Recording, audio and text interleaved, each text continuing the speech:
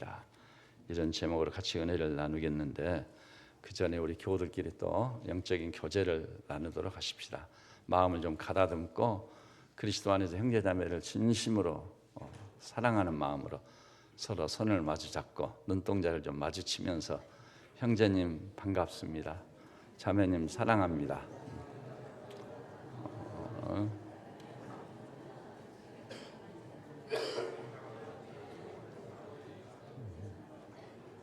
네.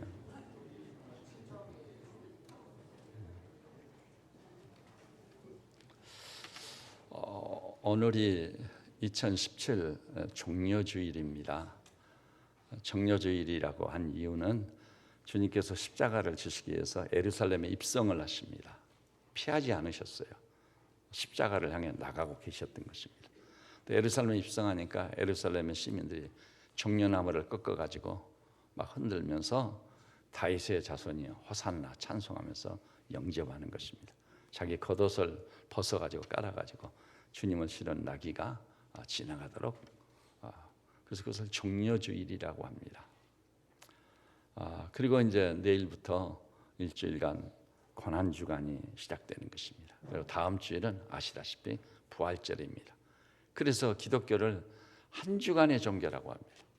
이 한 주간에 종려주일이 있고 고난주간이 있고 또 그리스도께서 십자가를 지신 고난의 날이 있고 그리고 이제 3일 만에 다시 하신 부활의 큰 날이 있는, 그래서 시간선상에서 일어났기 때문에 기독교는 역사적인 종교예요.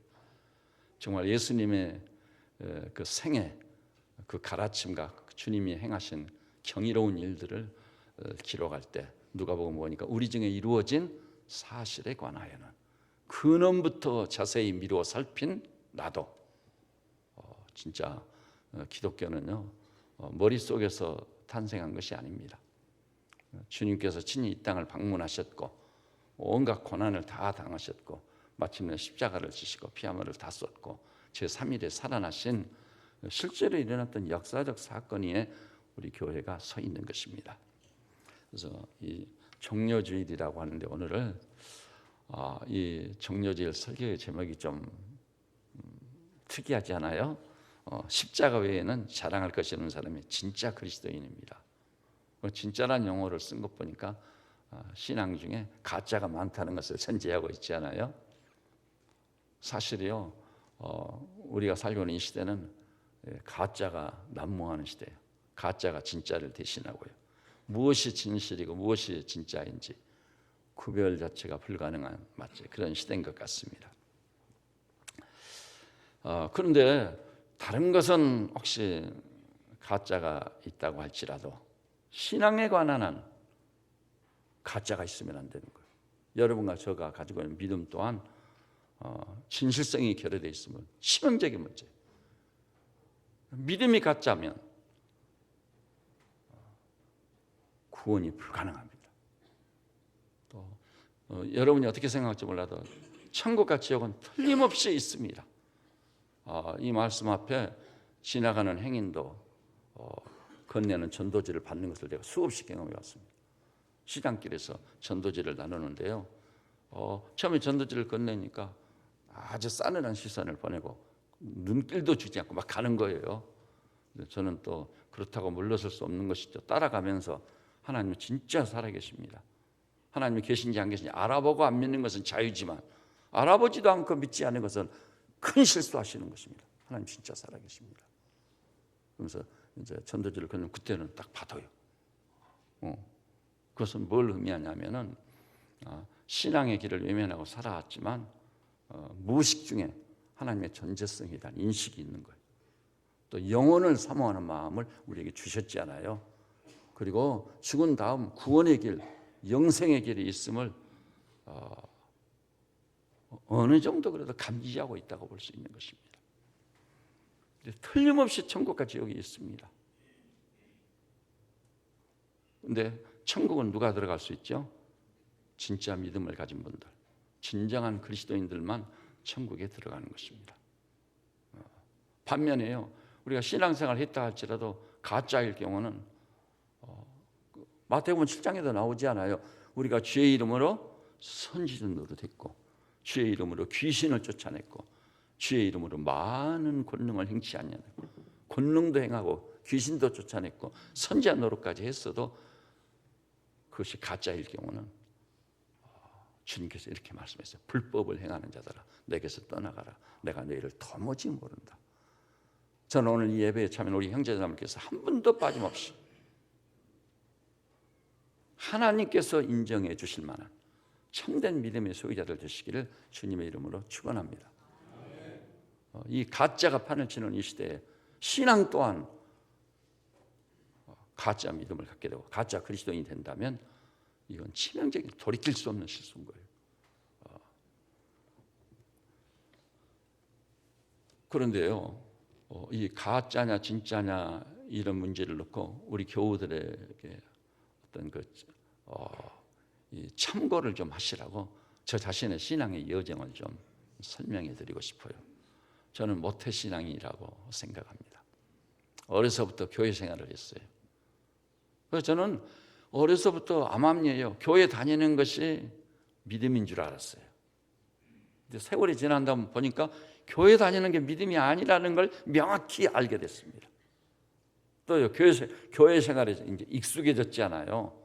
그런 대로 교회 가니 친구들도 있고 재미도 있고 크리스마스에 대한 추억거리도 많고 이 감사절에 대한 추억도 많고 그러니까 교회 생활에 익숙한 것, 교회 문화에 잘 적응한 것 그것을 믿음이라고 생각했습니다. 근데 지나놓고 보니까 그것이 믿음이 아니에요. 그렇다고 해서 그리스도인이 되는 게 결코 아니다 이 말입니다.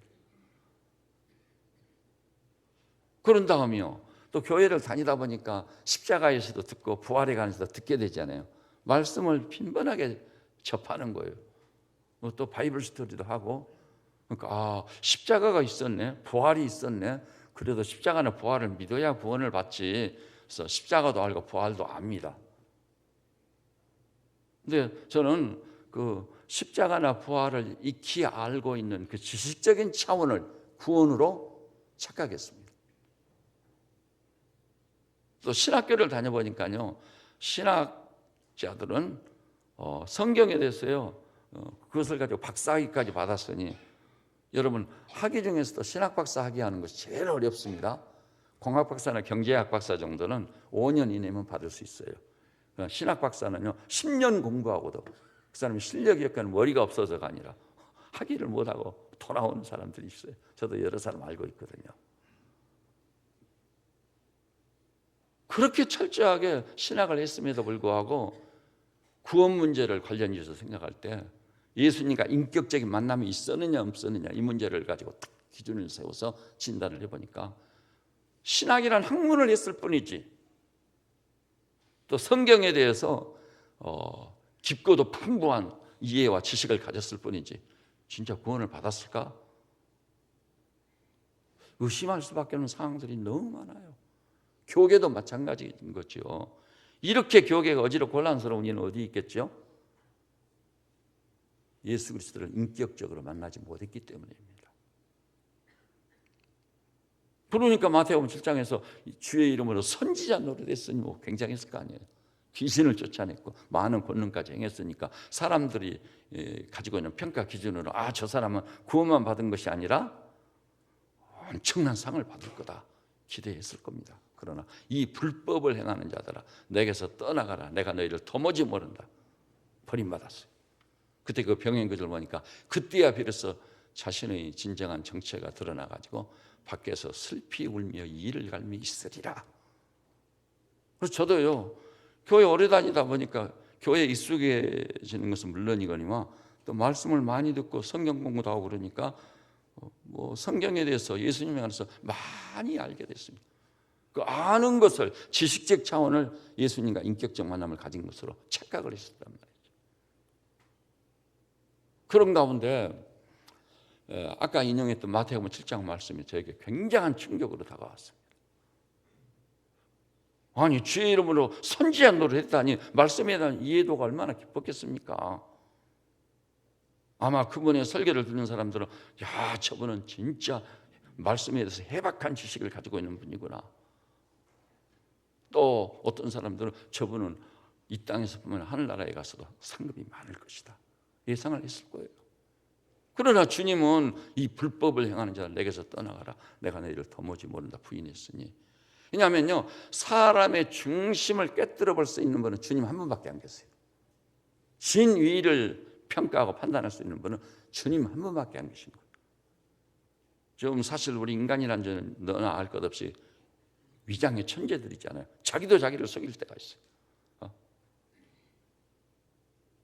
그런데 진짜 믿음을 가지고 있지 않은데 진짜 믿음을 가진 것으로 또 교리적인 공부를 든 교리적 체계를 세웠을 때 믿는 것으로 착각할 수 있는 거예요.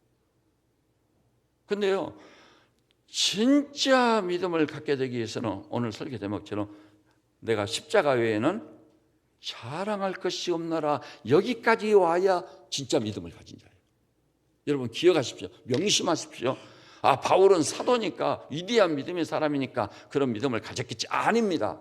구원 문제를 놓고 볼 때 바울이든 우리든 예외가 없어요.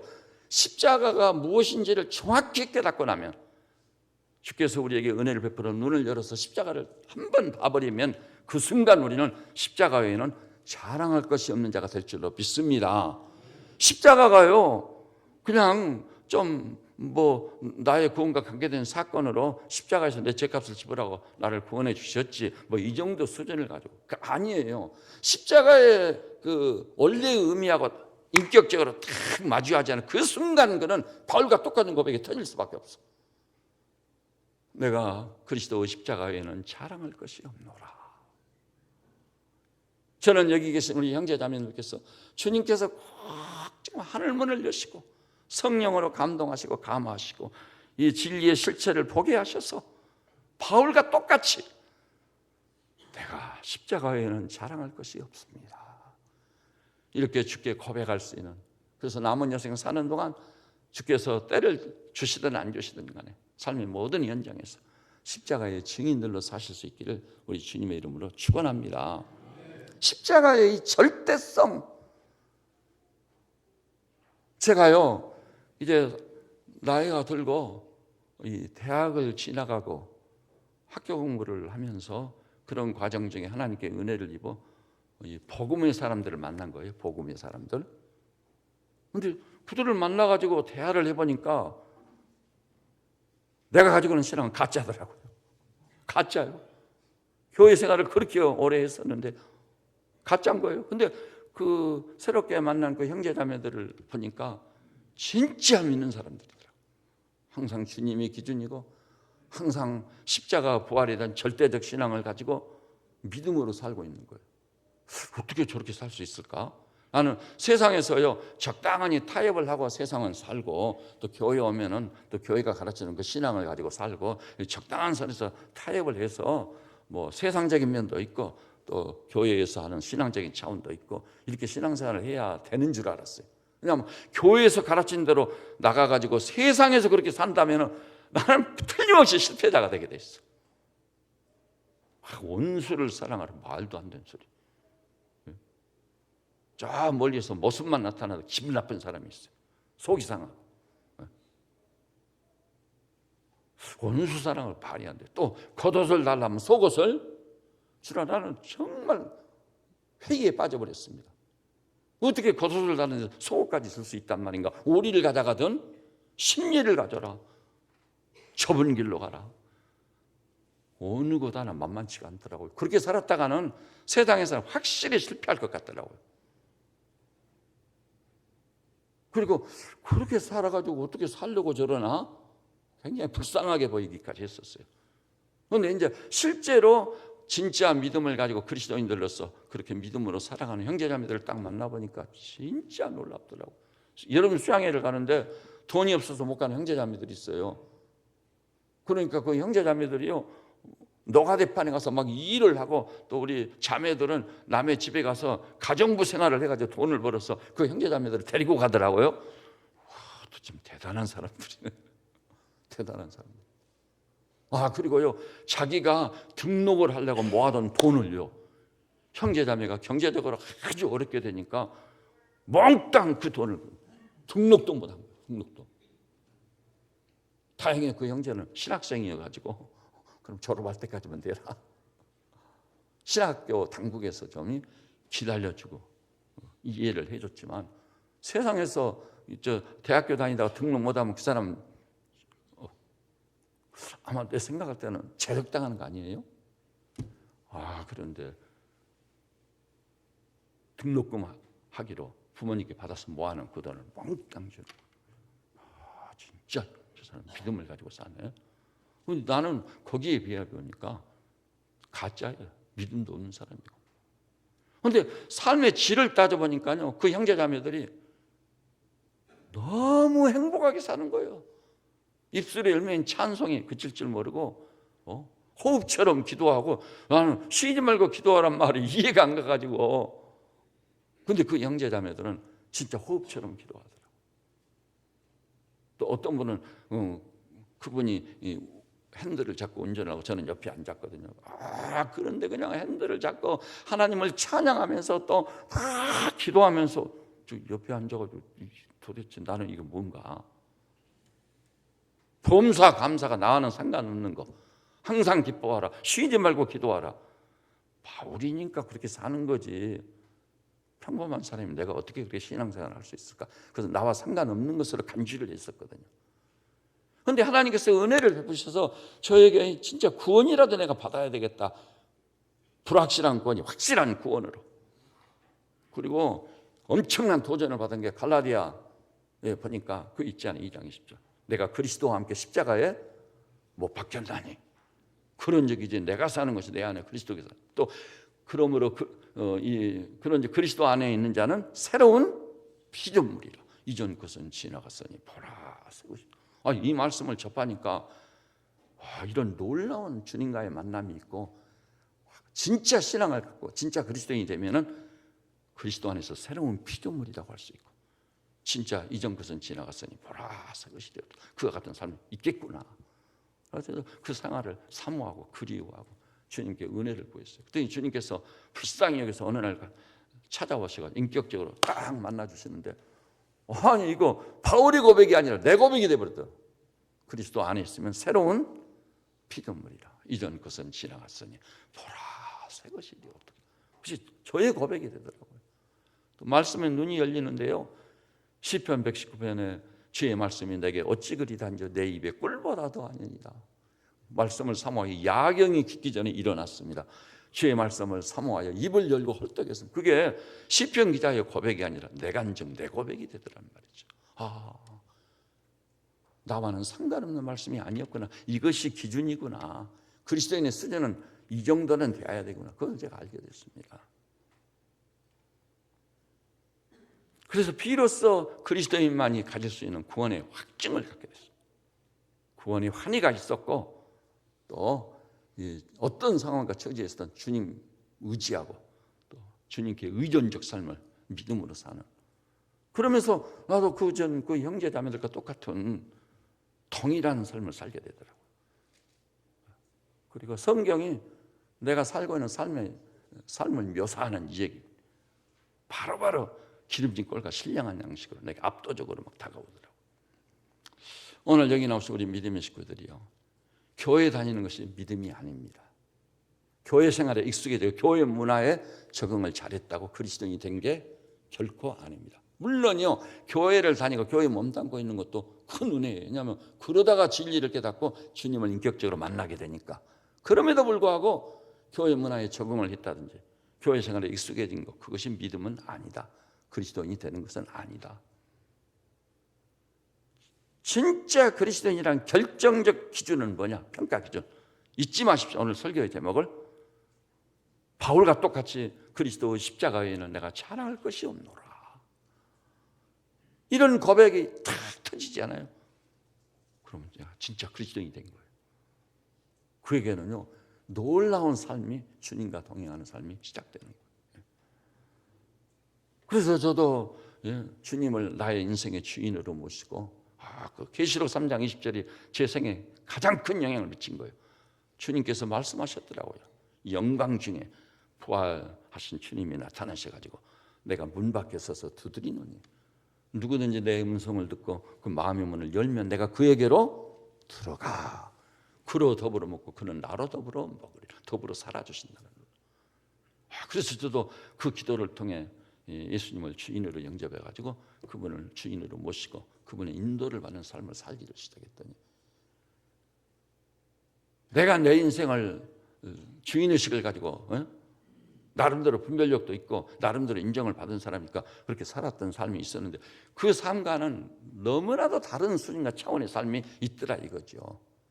그래서 전도 뭐 치는 대로 많은 사람들 전도하고 이 복음을 복음으로 전해서 열매들을 맺고 그리고 주님과 동행하는 삶의 기쁨, 그분은 포도나무에 나는 가지고 그분은 목자여 나는 양, 그래서 진짜 목자 되신 그분이 인도하는 삶, 그런 삶이 있더라 이 말이죠.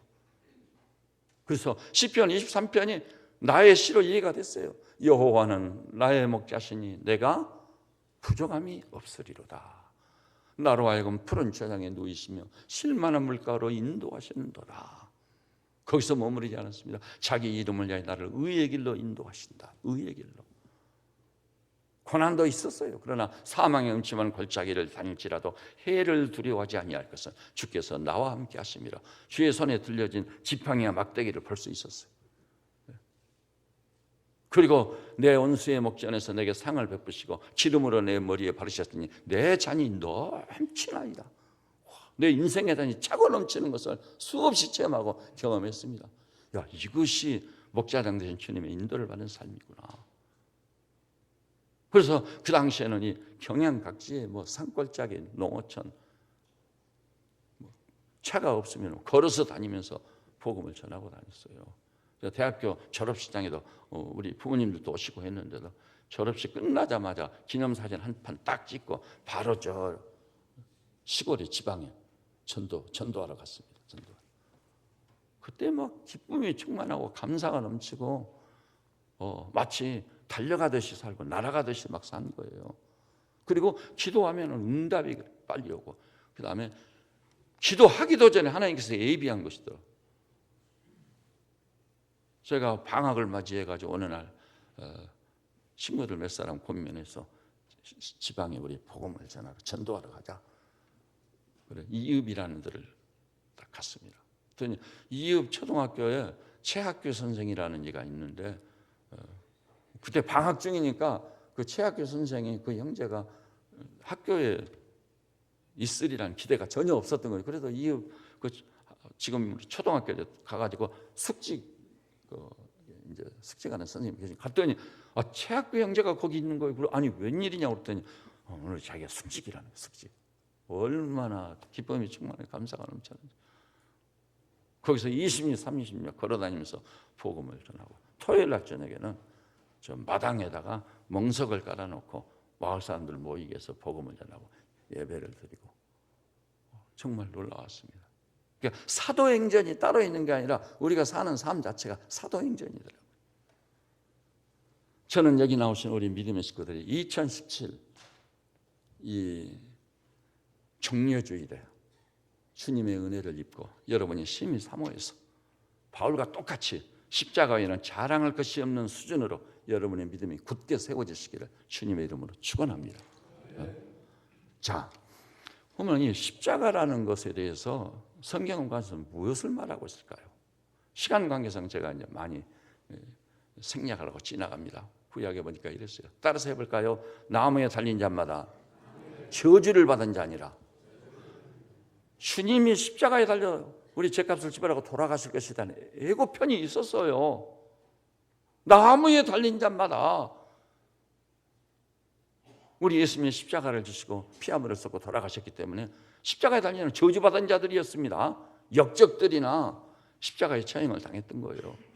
이사야 53장 보니까 그가 찔리면 우리 허물을 인하며 그가 상하면 우리의 죄악을 인합니다. 그가 찔리고 상하는 이 십자가의 고난을 당한 것이 이미 구약에 예고되어 있었어요. 우리는 다 양 같아서 제 갈 길로 갔거늘 우리 무리의 죄를 그에게 담당시키셨도다. 저는 구원이 너무 감격스러워서 막 눈물 콧물 빠치면서 주님 고맙습니다. 감사합니다. 십자가의 은혜가 내게도 임했습니다. 그런 생경스러운 체험을 처음으로 해봤었거든요. 교회 다닐 때는 그런 체험이 없었어요. 근데 여러분, 그런 구약의 애언의 성취로 우리 주님이 오시잖아요. 구약 성경을 보니까 수많은 짐승들이 죽어가지고요, 짐승의 피가 천천 강수를 이뤘습니다. 그것은 예수님의 십자가의 보혈에 대한 예표였던 거예요. 근데 그 주님이 이제 오셨습니다. 오셔서 이 사람들 틈바구니에서 부대끼며 사시면서 주님의 행보는 십자가를 향해 나아가고 있는 거예요. 십자가를. 그래서 주님이 이렇게 말씀합니다. 인자에 온 것은 자기 목숨을 많은 사람의 대속물로 주려는, 많은 사람의 대속물로, 십자가에서 피아물을 쏟아 많은 사람의 죄를 속량하려고 오셨다. 십자가를 말씀하고 있는 것이죠. 여러분, 최후의 만찬, 유월절 만찬에 주님이 뭐라고 그랬죠? 떡을 가지고 축사하시고 이 떡을 받아 먹으라. 이 떡은 너희를 위해 찢기는 내 살이다. 십자가를 말씀하고 있어요. 또 잔을 들고 축사하시고 나누시면서 이 잔을 받아 마시라. 이 잔은 너희를 위해 흘리는 내 피, 곧 언약의 피니라. 구약에 그렇게 애언하고 이 언약으로 말씀하신 예표로 나타난 그런 사건의 성취로 주님이 피를 쏟고 그 피를 마시라고 하면서 이것은 내 피, 곧 언약의 피다. 십자가에서 흘리신 보혈을 명확히 말씀했던 것입니다. 여러분, 그 당시에요, 예수님이라 할지라도 십자가에서 내가 죽는다, 그래서 이 기대할 수 없는 일을, 그런 생각을 해서도 안 돼. 가장 수치스럽고 부끄러운 죄를 지은 자를 십자가에 처형해 버리거든요. 십자가는 수치와 부끄러움의 상징이었습니다. 그리고 여러분, 요한복음 6장 보니까 한번 따라서 해볼까요? 인자의 살을 먹지 않고 인자의 피를 마시지 않는 자는 그 속에 생명이 없느니라. 인자의 살과 피가 무엇입니까? 십자가예요. 살과 피를 먹지 아니하면 네 속에 생명이 없느니라. 구원과는 상관없는 자가 되는 겁니다. 6장 54절 보니까 내 살을 먹고 내 피를 마시는 자는 영생을 가졌고 마지막 날에 이를 내가 다시 살리리라. 이해할 수 없는 얘기를 했어요. 근데 말씀에 눈이 열리고 믿어지면요, 진짜 생명의 말씀인 거예요. 내 살을 먹고 내 피를 마시는 자는 영생을 가졌고 마지막 날에 내가 그를 다시 살리겠노라. 이 말씀에 눈이 활짝 열려서 주의 살과 피를 먹고 마실 만큼, 그래서 나의 구원을 위한 십자가 사건으로 확실히 믿어져서 진정한 그리스도인이 되어 영원한 생명을 이 땅에서부터 소유할 뿐만 아니라 믿는 자는 영생을 얻었고 있지 않아요. 남은 여생 구원을 받은 자로 새 생명을 소유한 자로 영광 중에 사시다가 마지막 날 죽지 않고 썩지 아니하고 새하지 아니할 영광의 형체를 회복시키는 부활의 소망이 이루어지는 그런 놀라운 역사의 주역들이 되시기를 우리 주님의 이름으로 축원합니다. 그런데요, 이 예수님 자신이 그렇게 말씀하셨지만 사도 요한은 또 뭐라고 했습니까? 저는 오늘 새벽에요, 요한복음 19장을 읽으면서 정말 감격스러웠습니다. 요한복음 19장을 읽어보니까 미리서 알고 있었지만은 십자가에 못 박는다는 얘기가 막 도배되어 있는 거예요. 도배되어 있어요. 이스라엘의 지배계층하고 하인들과 제사장족들이 모여가지고 예루살렘 시민들이 모여가지고 함성을 지르는데 로마 황제 빌라도에게 예수를 십자가에 못 박으소서, 십자가에 못 박으소서, 십자가에 못 박으소서.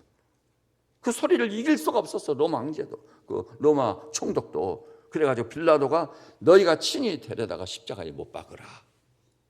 십자가에 못 박으란 말이 도배되어 있어요. 그래서 이에 예수를 십자가에 못 박히게 저희에게 넘겨줘 버린 거예요. 그래서 요한복음 19장 보니까 마침내 예수 그리스도를 십자가에 못 박은지라. 십자가에 못 박힌 것이 구약의 주제였는데 예수님이 말씀한 내용도 다른 게 전혀 없었어요. 그리고 사도 요한 사도가 분명히 예수님이 십자가에 못 박는 것을 복음의 절정으로 우리 앞에 딱 소개하고 있는 것입니다. 거기서 머무르는 거 아니에요. 베드로, 사도 중에 사도죠. 베드로가 사도행전 2장 23절 보니까 한번 따라서 볼까요? 너희가 법 없는 자들의 손을 빌어 못 박아 죽였으나. 베드로 설교는 교회사 속의 첫 설교예요. 최초의 설교예요. 근데 그 설교의 핵심적인 주제가 너희가 법 없는 자들, 이방인들 있죠. 로마 병사들을 손을 빌어 못 박아 죽였다. 십자가를 아주 강력하게 우리 앞에 탁 제시하고 부각시키는 것입니다. 그래서 2장 36절 보니까 그 설교의 후반부에서 그런즉 이스라엘 온 집이 정녕 알지니 너희가 십자가에 못 박은 이 예수를 하나님이 주와 그리스도가 되게 하셨는지라. 십자가에 못 박아 죽인 그 예수를 주와 그리스도가 되게 했다. 사도 베드로도 예가 아니었구나. 베드로전서 2장에 보니까 예수님을 이렇게 소개했어요. 친히 나무에 달려 그 몸으로 우리 죄를 담당하셨으니 우리로 죄에 대하여 죽고 의에 대하여 살게 하려 하심이라. 이 말씀은 묘사들이요 한 사람처럼 십자가로 말미암아 우리에게 구속의 은혜를 베푸신 십자가 사건, 예수 사건을 아주 명료하게 소개하고 부인할 수 없어요. 안 믿으면 몰라도 핑계를 댈 수 없게 해놓으신 것입니다. 친히 나무에 달려 그 몸으로 우리 죄를 담당하셨으니 여기에 해당되는 우리 성도들 되시기를 주님의 이름으로 축원합니다. 그러면 사도 바울은 어땠을까요? 고린도전서 1장에 보니까 유대인은 표적을 구하고 헬라인은 뭘 구하겠죠? 당연히 지혜를 구해요. 이 세상에 있는 사람들은 예외가 없어요. 기적을 구하거나 아니면은 지혜, 지식을 구하는 사람밖에 없어요. 지금 우리 시대에 지금 대한민국에서는 인문학 열풍이 불었죠. 인문학 열풍. 그래서 과거에는 재미도 없고 돈도 안 되고 뭐 그런 거 들어봤댔자 시간만 허비하는 것 같고. 근데 지금 인문학자들이요 좀 실력 있고 말자리나 하는 사람들은 스타가 됐습니다. 지금 스타가 됐어요. 그래서 서울신학대학도 들어보니까요 이웃에서 인문학 강좌를 한다니까 안 믿는 사람들, 교회 안 다니는 사람들까지 엄청 와가지고 뭐 성황을 이루고 있대요. 미안합니다. 인문학 열풍이 불어도 인문학으로는 인간 구원은 불가능합니다. 진홍같이 붉은 죄를 시기할 수는 결코 없습니다. 인문학으로요? 말도 안 되는 소리요. 인생 문제가 그것으로 해결되는 게 아니에요. 그래서 유대인은 표적을 구하고 헬라인은 지혜를 구하지만 우리는 십자가에 못 박힌 그리스도를 전하노라. 저는 여기 계신 우리 믿음의 식구들이요 십자가를 현인질하면서 나도 십자가 많이 들었고 나도 십자가를 믿는 것 같다. 나도 안다. 나도 구원은 가능하지 않을까. 이 정도 믿었으니까 천국은 가지 않을까.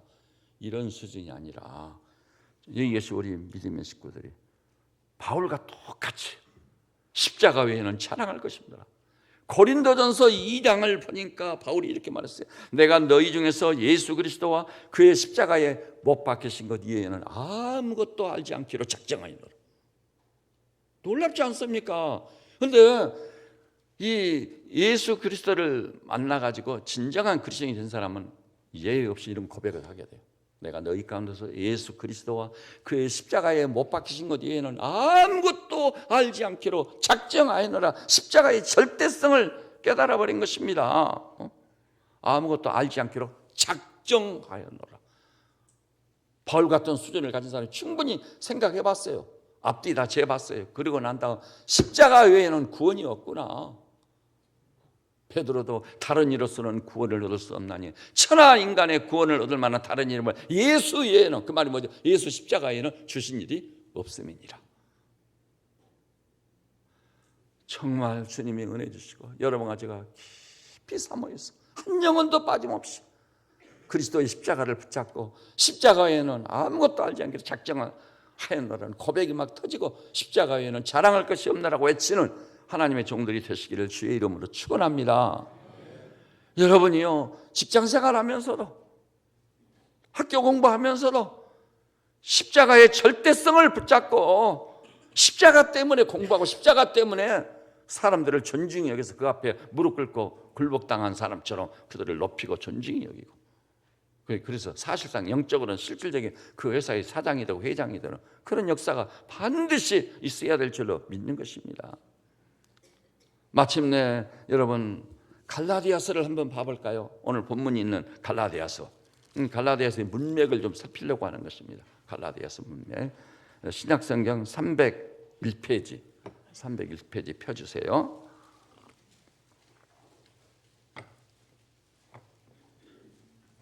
갈라디아 1장 4절 301페이지입니다. 신약성경 4절 우리 한 목소리 한번 봐볼까요? 그리스도께서 하나님 곧 우리 아버지의 뜻을 따라 이 악한 세대에서 우리를 건지시려고 우리 죄를 대속하게 자기 몸을 어디에 주셨다는 거죠? 십자가에 내어주신 것입니다. 우리를 구원하시기 위해서. 여기쯤 이러니까 바울이 너무 벅차가지고 5절 보니 영광이 그에게 세세토록 있을지어다. 아멘 했습니다.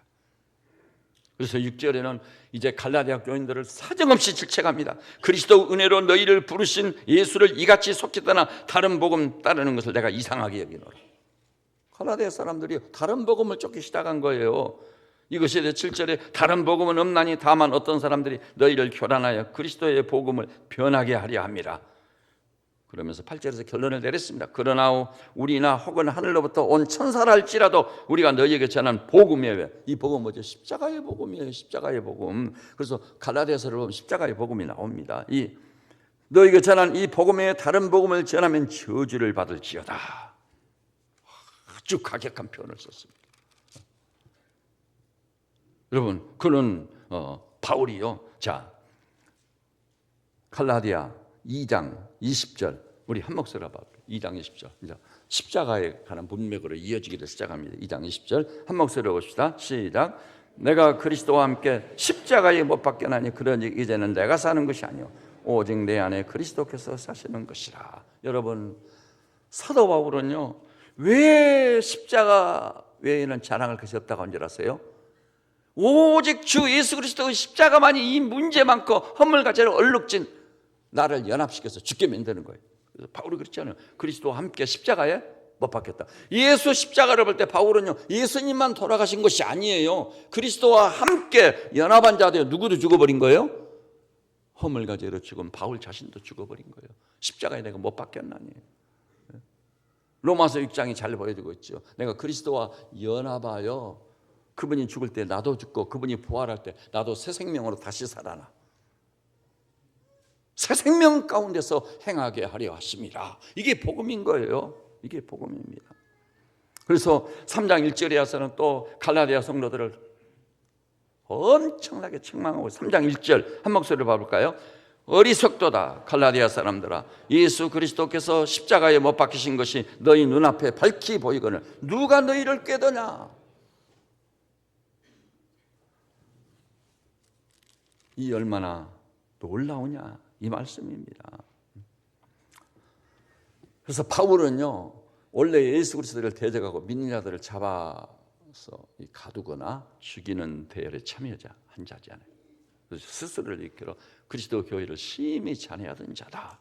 그런 바울이 다메섹 도상에서 부활의 주님을 만난다고 그리스도의 부활로 말미암아 십자가를 절대 신앙하게 됐어요. 부활 이전에 있던 그 십자가, 사실 부활도요 십자가로 말미암아 이루어지는 사건인 거예요. 십자가에서 죽어야 그 다음에 부활이 있는 거예요. 그래서 바울은 그런 지성이 로마 시민권을 태어날 때부터 가진 자가, 세상적으로는 뭐 베냐민 집파 출신이요 자랑할 것이 그렇게 많은데 그 모든 것을 뭘로 여겨버리죠? 배설물, 분토처럼 여긴다. 똥과 오줌으로 간주해버린 거예요. 근데 사실 여기는 저도요 주님이 저의 증인이시지만 제가 소명이 있어가지고 신학으로 이 방향을 바꿔서 갈 때 제 책상에서 제가 진짜 주님이 나를 부르신 게 맞나? 내가 신학을 가고 목사가 되어야 하는가? 그 소명이라고 하죠. 그것을 점검을 했습니다. 그때 여기까지 왔거든요. 야, 주님이 그러시더라고. 너 바울처럼 세상에 있는 모든 것을 분토처럼 여길 수 있느냐? 오줌똥으로 여길 수 있느냐? 예, 할 수 있습니다. 그리고 베드로나 요한이요 예수님께서 부르셨을 때 부르심 소명이죠. 어떠죠? 배와 그물을 아비와 함께 버려두고 예수를 좇으니라. 너도 그렇게 좇을 수 있느냐? 예, 있습니다. 그래서 소명이 확실했기 때문에 모든 것을 버려두고 학비는 어떻게 하고 생활비는 어떻게 하고 가족은 어떻게 살 건지 그 다 덮어두고 주님의 부르심을 입어 신학을 갔던 것입니다. 그랬더니 또 그때 어떤 믿음을 주셨냐면 나를 부르신 것이 분명하다면 부르신 그분이 책임을 지실 거다. 아니나 다를까 나를 부르신 그분이 확실하게 책임을 지시더라고요. 오늘 여기 나오셔서 사랑하는 믿음의 식구들이요, 여러분이 교회를 다니다 보면 어떻게 되죠? 십자가나 부활을 수없이 들어 알게 돼요. 그러나 지식이나 교리적 차원, 신학적 차원에서 구원이 임하는 게 아니에요. 그리스도인이 되는 게 아니에요. 따라서 해볼까요? 로마서 14장 9절 말씀인데 따라서 해볼까요? 그리스도께서 죽으시고 부활하신 것은 어디서 죽으신 것이죠? 십자가에서 죽으시고 부활하신 것은 사람들이 여기까지만 온다고. 십자가에서 죽으시고 부활하신 거, 아 나도 십자가도 알고 부활도 한다, 여기까지만 온단 말이에요. 주님의 거기서 끝나지 않았어요. 그리스도께서 죽으시고 부활하신 것은 산 자와 죽은 자의 주가 되려 하심이라. 우리의 주가 되시고자 하는 거예요. 제가 말씀드렸죠. 서울대 영문과 졸업한 김영희 형제가 어학을 잘해가지고 독일 가서 라틴어하고 히라보 히브리어 제대로 해가지고 합신해서 그 어학을 가르치는 교수가 됐어요. 근데 그 형제가 나는 그리스도인입니다, 책을 출판했더라고요. 그것도 제가 이미 읽은 순교자들의 이야기인 줄 알았어요. 상당히 신화 같고 전설적인 것들이 많이 개입이 돼 있고. 그래서 뭐 그 책을 그냥 볼 가치도 없이 딱 지나치는데 뭔가 감동이 있어서 제가 다시 열어서 서문을 읽어봐서 그랬더니 김영희 형제가 이렇게 말해버리더라고요. 과거에 있던 순교사처럼 신화나 전설적인 얘기를 기록했다고 생각하지 마십시오. 이것은 로마의 법정 기록을 조사해가지고 공식적인 문서입니다. 그 라틴어를 그렇게 잘하니까 이 법정 기록을 입수해가지고 다 조사해서 기독교인들이 체포되어 오지 않아요? 그러면 법정에서 이렇게 말하는 거예요. 야, 우리 로마에서는 퀴리어스, 히라본데 그건 주란 말이에요. 주는 한 개밖에 없는데 네가 믿는 예수가 네 인생의 주가 맞느냐? 그럼 여전히 예수님만이 내 인생의 주인이에요. 그러면 그 사람은 불에 태워 죽이거나 원형 경기장에 보내가지고 사나운 짐승의 밥이 되는 거예요. 그러니까 그들이 거기서 로마서 10장 있잖아요. 마음으로 믿어 의에 이르고 입으로 예수를 주라 시인하여 구원에 이른다. 그들이 입으로 예수는 여전히 나의 주인입니다, 나는 그분을 내 인생의 주인으로 믿습니다 했을 때 그들의 믿음은 진짜예요, 가짜예요? 목숨을 걸고 했기 때문에 진짜인 거예요. 진짜. 요즘은 가짜가 많지만. 그래서 그들은 순교를 당했던 그런 법정 기록을 조사해가지고 순교자들의 스토리를 출간한 거예요. 나는 그리스도인입니다. 놀라운 일이에요. 그러니까 이들을 통해 280년 만에 로마를 화살 한번 날려보지 칼 한번 뽑아보지 않고 복음으로 점령한 것을 확실히 믿으시기를 주의 이름으로 축원합니다. 그래서 오늘날도 이 역사가 일어나야 돼요.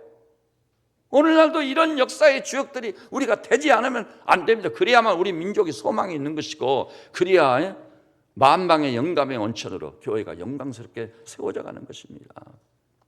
그러니까 그 십자가나 부활을 다 알지만은 산 자와 죽은 자의 주로 그리스도를 내 인생의 주인으로 영접하지 않으면 안 되는 거예요. 그래서 이것을 또 이렇게도 표현해 볼 수 있어요. 십자가나 부활을 알지만 그것이요 우리 마음에 확실히 믿어져야 돼요. 뒤를 돌아보지 않을 만큼 십자가 외에는 내가 찬양할 것이 없다, 딱 결정을 내리고 마음으로 이 믿어지는 놀라운 역사가 있어야 돼요. 이걸 한 가지 예를 들어 제가 이게 실화인데요. 어떤 목사님 말씀을 듣다가 제가 굉장히 큰 감동을 받았어요. 그 목사님이요 경상남도 김해에 있는 어느 교회 집회를 갔다네요. 근데 집회 중인데 그 교회 80이 넘은 노 권사님이 목사님한테 상담할 게 있다고 만나자고 그래서 아, 권사님 무슨 일입니까? 털어놔 보세요 했더니 얼굴이 범상치 않은 얼굴이에요. 완전히 모든 고민, 걱정, 염려, 세상적인 그 무거운 멍에도 혼자 다 짊어진 것처럼 기쁨이 전혀 없는 거예요. 그러면서 대답을 못하고 울고만 있는 거예요. 그래서 아니 권사님 상담하겠다고 오셨으니까 말씀해 보세요. 그랬더니 그 권사님이 목사님 자식 죽인 애미의 죄도 예수님이 용서해 주십니까? 울면서 아니 자식을 죽인 애미라니 무슨 말인가? 저 권사님이 아무도 모르는 새에 자식을 죽였단 말인가? 그래서 권사님 무슨 얘기인가 털어놔 보십시오. 자기 얘기를 울면서 털어놓는데 일제 말에 결혼을 했어요. 근데 1년도 못해서 남편이 징용을 가버렸습니다. 그런데 아기가 생겨가지고 임신이 된 거죠. 그런데 그 시가의 어른들이 젊은 며느리가 임신을 해가지고 시댁 어른들 눈치를 보면서 하는 게 안쓰러웠는지 친가로 가라고 보내줬대요. 근데 친가에 오니까 친가에 식구가 9명이에요. 그리고 여러분 아시죠? 일제 말만 아니요. 해방 이후에도 우리가 먹을 것이 없어가지고 대단했습니다. 굶어 죽은 사람들, 아사자가 있었으니까. 근데 먹을 게 없는 거예요. 그러니까 반기는 친정의 가족들이 반기는 사람이 아무도 없는 거예요. 근데 아기를 출산했는데 하필이면 쌍둥이를 출산했는데요. 여러분 기억나시나요? 나이가 좀 있는 분들 아실 거예요. 엄마들이요 먹을 게 없어서 잘 먹지를 못하니까 젖이 안 나와. 그래서 애들이 젖을 얼마나 빨았는지 젖에서 막 피가 나오고 그랬었거든요. 저도 봤거든요. 내 눈으로 직접 봤어요. 젖을 먹일 수가 없어요. 젖이 안 나오니까. 그래서 아기가 둘인데 그중에 하나한테 젖을 계속 안 줘버렸어요. 그러니까 아이가 굶어서 죽은 거예요.